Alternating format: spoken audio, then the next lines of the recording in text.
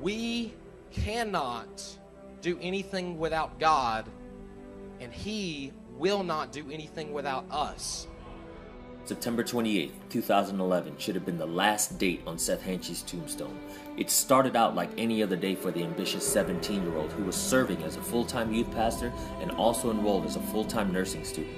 An avid athlete, he was training for a triathlon on a 60-mile bike ride when he was struck from behind by a van driven by an 81-year-old woman.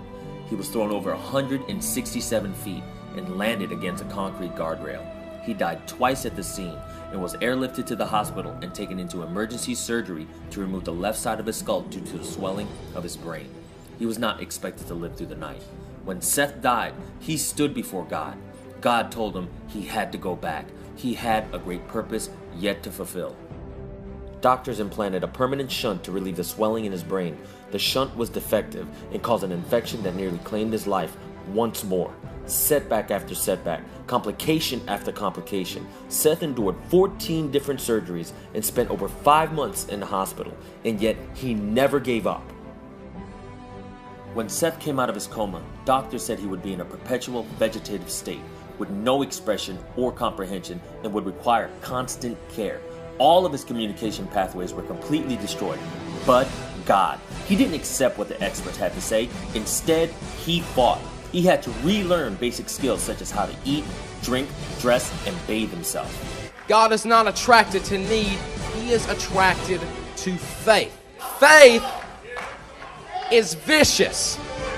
Faith is bloodthirsty. It's aggressive by nature. Faith must have the fire of desire. When the doctor said he would be paralyzed and confined to a wheelchair for the rest of his life, he fought. When they said he would never walk again, he fought harder. He had to push through chronic pain. God spoke to him at that moment saying, "Come on, Seth, push." Determined to walk again, he wore the same shoes he was wearing during the accident. How far would you go for your blessing? Push through the press. Push through your press. If you want it bad enough, you will tear what is supposed to be a boundary, a natural boundary. You'll tear it down. You'll push right through it. How bad do you want it? If you want it bad enough, you'll break through the chains. You'll break through your boundaries. Anyone who says you can't do it, you prove them wrong. He began to train on the same bike he was riding at the time of the accident. He didn't forget where God had brought him from. He didn't become bitter or angry at what was taken from him. Instead, he chose to worship, to give God all the glory. When the medical professionals said his memory, personality, vision, speech, and comprehension was permanently damaged, God said different. When doctors said it was medically impossible for him to run with a traumatic brain injury, he began training for a 5K. 1 year after coming home from the hospital, he proved them wrong when he crossed the finish line. The traumatic brain injury didn't end Seth's life. It didn't stop him from attending his first prom or from having a long-term relationship. It didn't stop him from having a life. In fact, he successfully enrolled as a student at Louisiana Tech University and is in the process of enrolling in massage therapy school to specialize in cranial sacral massage therapy and acupuncture. Seth chose to use his TBI to help others who have experienced trauma, to give them hope and remind them of their purpose. Seth continues to struggle with apraxia and some aphasia, both neurological conditions that make it difficult to speak, read, and write what he wants to say, as well as difficulty initiating and performing the movements needed to make speech. If you want it bad enough, you'll break through the chains. You'll break through your boundaries.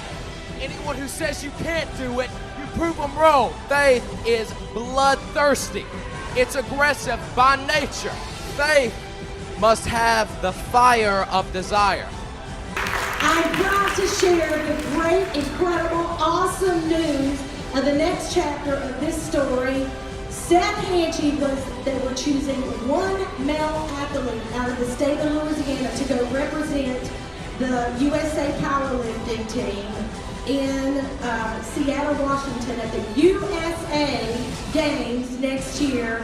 That guy right there is the guy.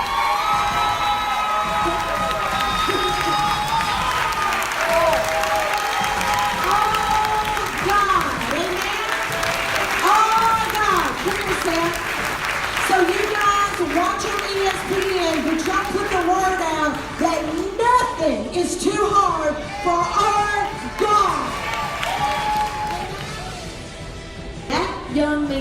there, we were told he'd never do anything.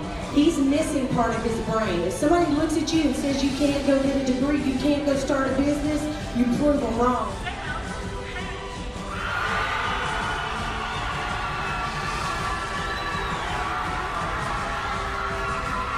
I want you to know,